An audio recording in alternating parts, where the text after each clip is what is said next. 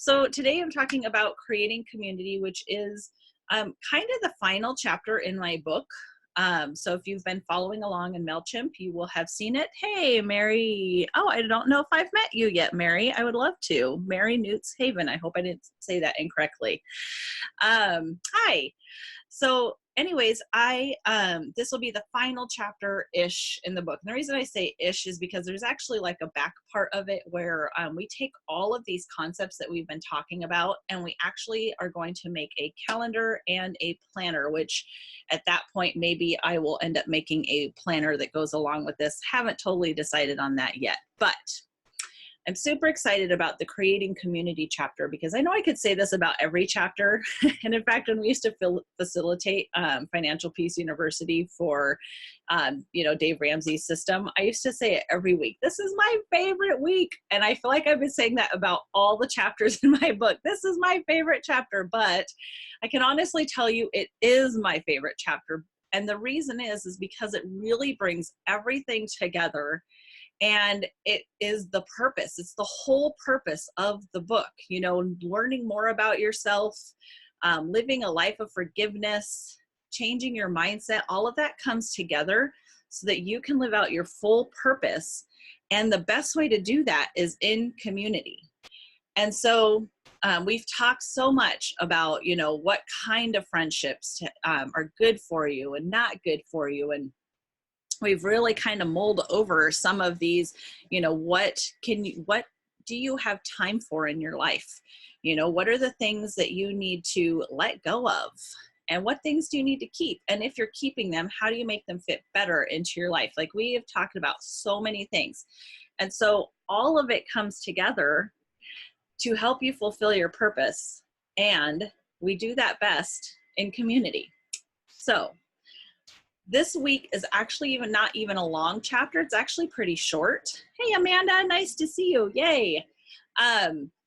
There's only a couple of workbook pages in it, but they do take time. So the first thing that we're going to look at is who is actually in your community.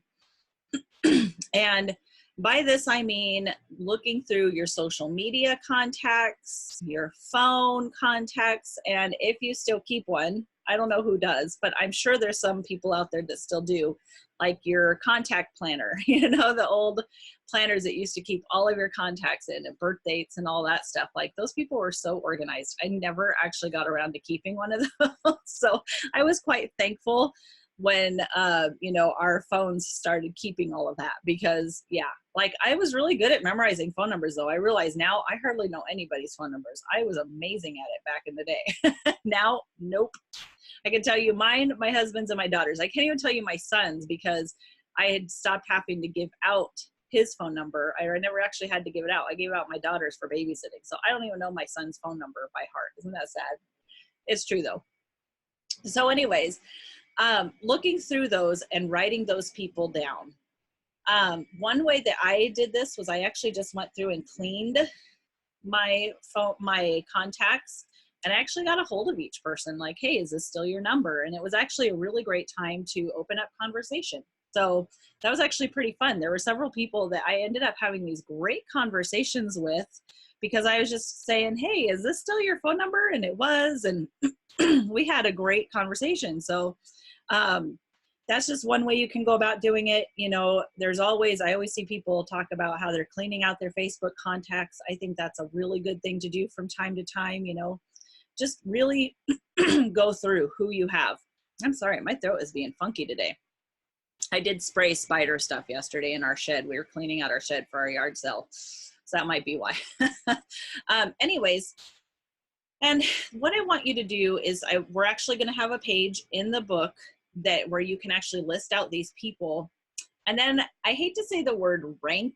It's not really the word I want to say. Let's say categorize or think through how you want to get a hold of each of these people. If they've made it on your list, these are people you still want to be acquaintances with, friends with, you want to get in contact with in some way. Then I want you to say how you plan on doing that. It doesn't have to be a phone call. It can be an email, a Facebook Messenger. In fact, I actually kind of have this list of where I kind of feel the hierarchy goes. It's like You know, my highest form is writing a note because that takes time. And so sometimes I just want to write a note to somebody and a little bit of a compliment, or I want to schedule a coffee, see them in person somehow. And I'm doing this kind of by ranking. It's not the exact ranking, it's pretty close. So don't quote me. A phone call would be next. A Facebook Messenger is pretty high because I know a lot of people check those. A text is next. I like Facebook Messenger and text are kind of the same for me. A text, for me, I'm a little more careful because it's time sensitive, right? If someone has their phone right next to them and it's really late, but I'm up late because I often am, then I don't want to text them at like midnight and find that like I woke them up or something. So Facebook Messenger, they're kind of about the same, but like if I'm up late, I'll do a messenger, or if it's during the day, I'll text. So, or whichever I feel like I might contact them on. If I don't actually have them in my contacts, but they're a social media contact, then I may go ahead and do Facebook Messenger. So you kind of just got to figure out what your ranking is, or your categories, or how you're going to reach out to these people. And then I want to encourage you to do it. Reach out to people. So I think this is a really important thing to do for quite a few reasons. So I have been looking up the psychology of the effects of social media on our, like, on all kinds of things, like obviously how it affects us in our social anxiety, our depression, and, you know, several other things.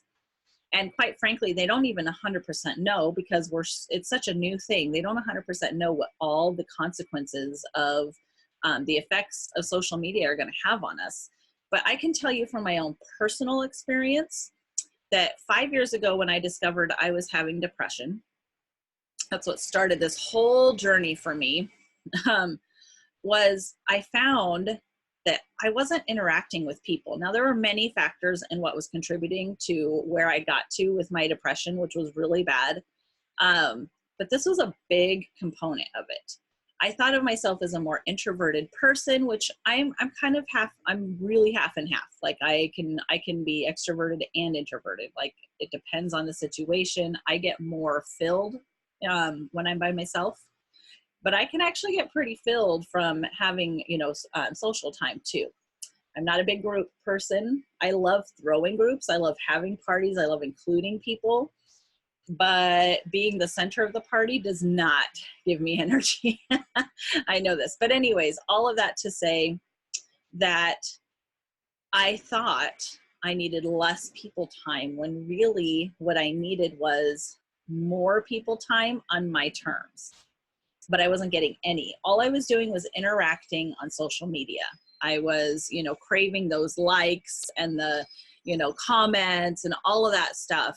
And I was interacting on there, and often, of course, not getting what I needed.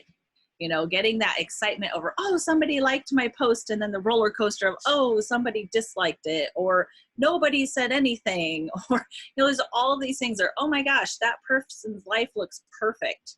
I couldn't possibly go meet them because my life is not perfect.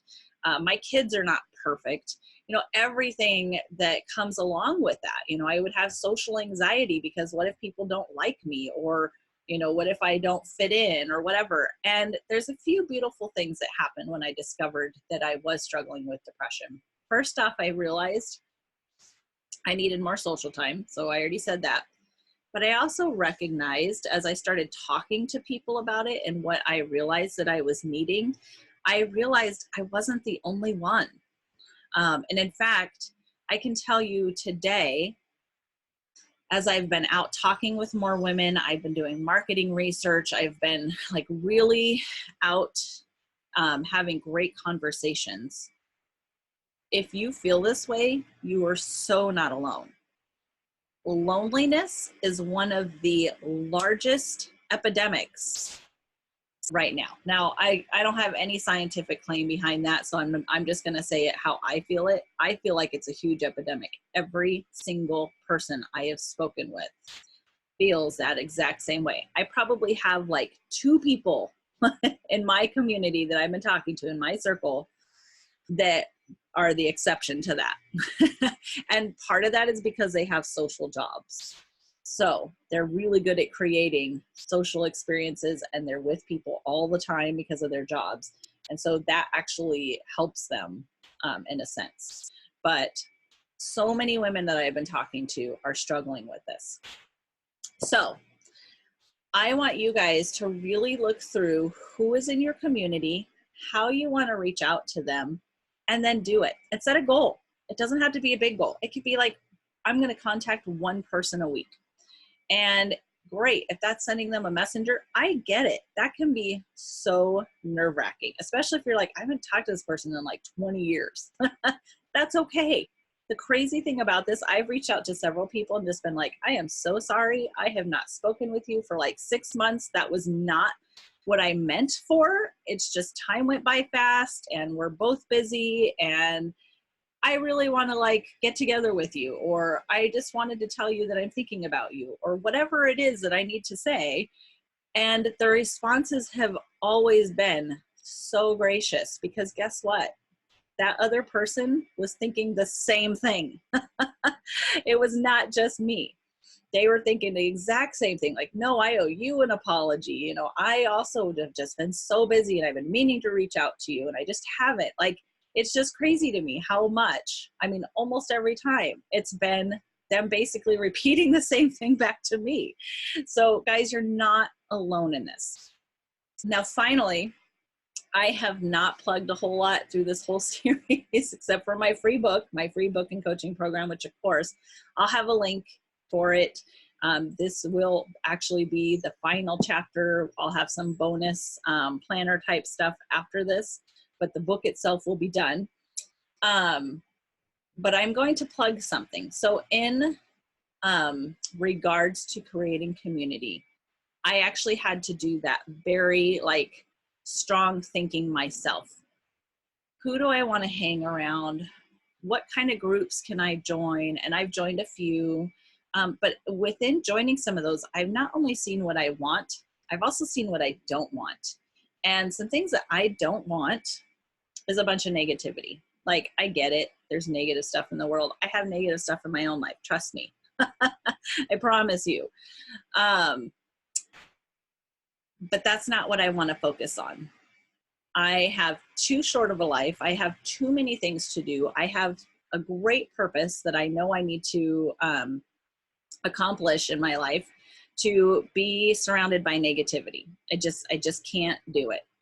I am so willing to pray for people, to be there for people, love on them. Like, that's not what I'm saying. There's a place for it, right? But I don't need a group that I belong to where it's just constant negativity on the wall. Like, that's some of the groups I'm a part of. That's all it is. And it makes me sad because I'm like, wow, this group could be so uplifting, so encouraging. We could be growing and learning and having fun together. But I'm not seeing that. I'm seeing a lot of judgment. And I'm not going to go too far on this. I don't want to put other groups down. But it helped me to see what I don't want. So I decided after a lot of just thinking through, again, talking to people, all of that, what I'm finally going to do. So in response to all of this, I wanted a group that would combat loneliness. I wanted to have fun together. And heck, I even realized, I was like, you know what? I just want to earn patches together. I want to have fun, grow, learn, and I really want to focus locally. Like, I want in my own community, I want this group to be a local resource for fun things to do. And I want to uplift each other, like big time. I want people who want to interact, don't just want to like hang out in the group and never say anything. You know, and even if they don't get together in person, at least online, maybe they just have enough courage to do that. That's great. But I do want people who want to interact, and I do want people who want to be positive and all of that together. So I am creating a club, not a group, a club that will be combating loneliness. Number one, that is our first mission. Number two, we're going to grow, learn, and have fun together. It's going to be a positive, fun energy. We're going to have lots of pop culture references to support. We are going to have plenty of local things that we do together that'll be uplifting and fun. There's just so many things that we're going to do with this group. I'm not going to go into it too much here because I have some of the details that we're still figuring out. But it's going to be a great time. So I would love to have you join me. For those of you in my MailChimp group, and actually I'll probably just do a separate video on this once we have all the details hammered out, my team and I. But for those of you in the MailChimp group, I will be sending a link on how you can sign up for that. It'll be super easy. Lots of fun. We're making this really affordable because I want everyone to just have it be a no-brainer. Like, well, yeah, duh. Of course I'm going to do this. This just makes a lot of sense. But I also want it to be a fit. You know what? If you don't want to have fun, if you don't really want a place to interact, you don't want to get together in person, that's okay. It's probably not a group for you. Great. Go find a group or club or hobby or whatever that is for you. That's what I want you to do. Maybe it's creating your own. That's awesome. Let's talk. I'll help you do that even. But I really want you to create a community around you that is positive, that uplifts you, that helps you go in the direction you need to go. Maybe that's joining somebody else's team. Maybe it's volunteering. I don't know what that looks like for you, but I know what it looks like for me. I know what I need, and I know what a lot of women have told me that they want and or need. So that is why I've created the Gals Club, which is gorgeous, awe-inspiring ladies socializing. So if you feel like you would like to join that, I will have details out on that very soon, and I'm super duper excited about it. I can't even tell you guys. I'm like, yeah, we're so busy this summer, so I'm not going to be able to do as much during the summer, but I tell you what, we're going to start enrolling August 1st. I'll have some cool deals for those of you who are my early adapters. And then September 1st, oh man, we are hitting this thing running and we're gonna have so much fun. So you can look for that coming out very soon, hopefully this next week, on how you can sign up. All right, thanks so much, guys. Have a great day. And of course, if you have any questions, let me know in the comments. All right, bye.